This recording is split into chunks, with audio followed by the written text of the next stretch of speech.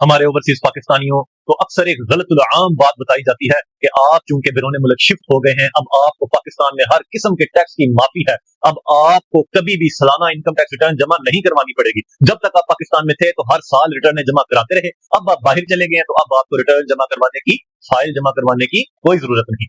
ये गलत आम बात आपको वो लोग बताते हैं जिन्होंने पहले आपको घेरा कि आप फाइलर हो जाएं। आपको एक दफा बाहर चले गए तो फिर आपको क्या टेंशन, फिर आपको क्या जमा करवाने की जरूरत, फिर आपको फाइल तैयार करवाने की क्या जरूरत। अभी आप जमीन की रजिस्ट्री करवाएं, फाइलर हो के फाइलर होने के बेनिफिट्स लें। एक दफा आप बाहर चले गए तो फिर आप मौज करना, फिर आपको सालाना इनकम टैक्स जमा कराने की जरूरत नहीं। ये गलत आम बातें माशरे में उन एजेंटों ने, उन अकाइयों ने फैला रखी हैं जो आपको हर तरीके से, हर तरफ से लूटने के हीले बहाने तलाश करते हैं। हाँ, ये बात जरूर है कि एक बड़े पोर्शन ऑफ टैक्स की माफी मिली है ओवरसीज पाकिस्तानियों को, लेकिन वो हर टैक्स में माफी नहीं मिली। वो कुछ स्पेसिफिक टैक्सेस में माफी मिली है, और वो माफी, वो एग्जाम्पशन लेने के लिए भी आपको टैक्स एग्जाम्पशन सर्टिफिकेट लेना पड़ता है। ये तो आपने कभी नहीं सुना होगा, क्योंकि इस चीज का इल्म तो उन अकाइयों और उन लैंड रजिस्ट्री एजेंटों को भी नहीं होता ना। अगर उनको यह इल्म होता तो वो आपको देते। आए हम आपको इस वीडियो में तफसील से बताएंगे कि बीइंग एन ओवरसीज पाकिस्तानी जो कि बाहर जॉब करते हैं या बिजनेस करते हैं और पाकिस्तान में कोई सोर्स ऑफ इनकम नहीं रखते, उनको टैक्स की एग्जाम्पशन किस किस टैक्स में मिलेगी, और वो एग्जाम्पशन लेने के लिए आपको कौन सी डॉक्यूमेंटेशन और कौन से सर्टिफिकेट और किस तरीके से वो एग्जाम्पशन सर्टिफिकेट मिलेंगे। सबसे पहली बात, एफबीआर ने एक नोटिफिकेशन जारी किया था जिसमें उन्होंने ओवरसीज पाकिस्तानियों को कुछ टैक्स एग्जाम्पशन दी थी। वो थी 236 ए और 236 सी पे। ये दोनों टैक्सेस हैं लैंड की रजिस्ट्री के वक्त खरीदार थे और लैंड की रजिस्ट्री के वक्त फरोख्त करने वाले थे, यानी बाया और मुश्तरी पे लगने वाले टैक्सेस की एग्जाम्पशन थी। और ये मुकम्मल एग्जाम्पशन नहीं है। बेसिकली पाकिस्तान में आम पाकिस्तानी पे फाइलर को 3%, लेट फाइलर को 6% और नॉन फाइलर को 10 to 12% एडवांस टैक्स देना पड़ता है रजिस्ट्री में।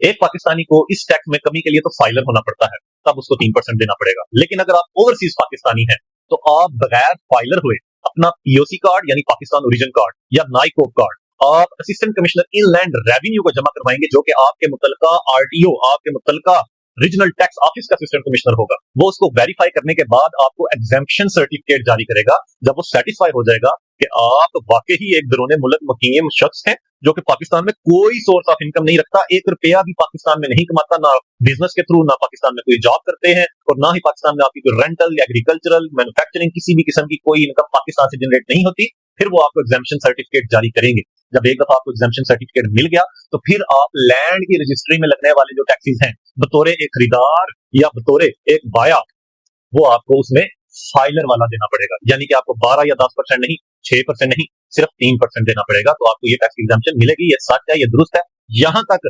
आपका ख्याल और आपकी सोच दुरुस्त है।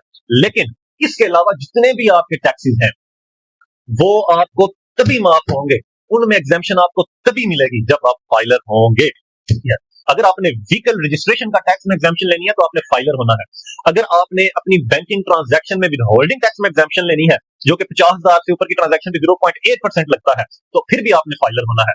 यानी कि अगर आप नॉन फाइलर हैं और ओवरसीज हैं तो आप 1 लाख रुपया अपने पाकिस्तानी बैंक अकाउंट में ट्रांजैक्शन करेंगे तो आपका 800 रुपया काट जाएगा। अगर आप 5 लाख रुपया अपने अपने जाती बैंक अकाउंट में ट्रांजैक्शन करेंगे तो 4,000 रुपया काट जाएगा। चाहे आप ओवरसीज हैं वो मैटर नहीं करता, सिर्फ आपका उस वक्त फाइलर होना मैटर करता है। लिहाजा आपको बतौर ओवरसीज पाकिस्तानी फाइलर होना पड़ेगा। अगर आप ओवरसीज पाकिस्तानी हैं, पाकिस्तान में कोई सोर्स ऑफ इनकम नहीं, लेकिन पाकिस्तान में आपका सेविंग अकाउंट है जिसमें प्रॉफिट लगता है, तो आपका बतौर नॉन फाइलर 35% ही टैक्स कटेगा। वहां पे आपको ओवरसीज होने की वजह से एग्जाम्पशन नहीं मिलेगी जब तक आप अपना फाइलर स्टेटस एक्टिव नहीं करवा लेते, वरना आपका हर 1 लाख रुपए के प्रॉफिट के ऊपर 35-35 हजार रुपया गवर्नमेंट टैक्स काटती रहेगी।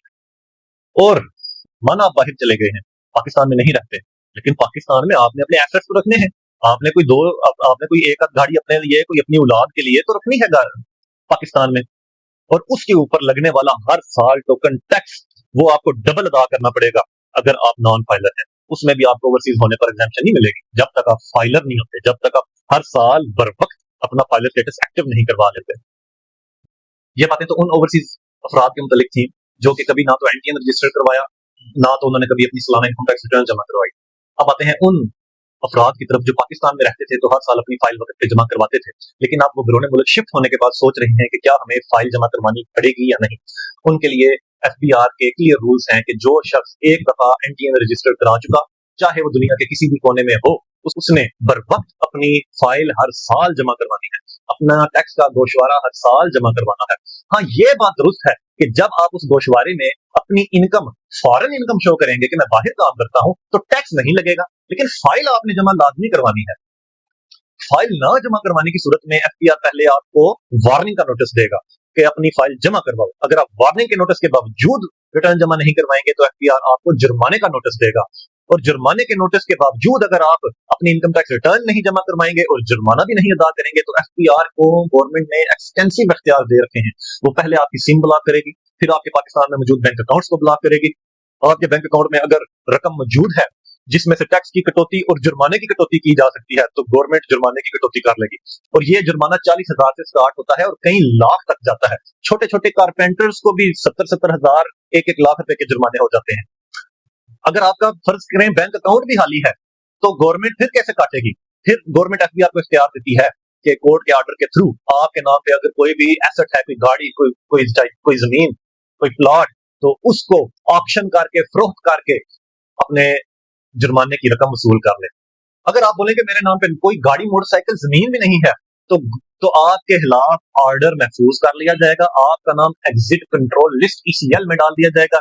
जिस वक्त आप पाकिस्तान आए, आपके ऊपर बैरून मुल्क सफर पर पाबंदी लग जाएगी। आपने जैसे ही 1 रुपए का भी बैंक बैलेंस बनाया, 1 रुपए का भी मोटरसाइकिल, गाड़ी, जमीन खरीदी, वो फौरी तौर पे कोर्ट सीज कर लेगी और उसको ऑक्शन करके अपने जुर्माने की रकम अदा कर लेगी। यानी आप एक बेसिकली एक डिफॉल्टर कहलाए जाएंगे पाकिस्तान में। लिहाजा अगर आपको किसी भी अताई, किसी भी रजिस्ट्री एजेंट, किसी भी व्हीकल शोरूम एजेंट ने ये कैप्सूल दिया है कि एक दफा फाइलर हो जाओ, अपना टैक्स बचा लो, बाहर के मुल्क जाके कभी भी अपनी रिटर्न जमा ना करवाना, उधर तो टैक्स माफ हो जाएंगे आपको, तो खुदारा होश करें, अपने टैक्स लॉयर्स के साथ राब्ते में रहें और अपनी सालाना इनकम टैक्स रिटर्न वक्त पे जमा करवाएं।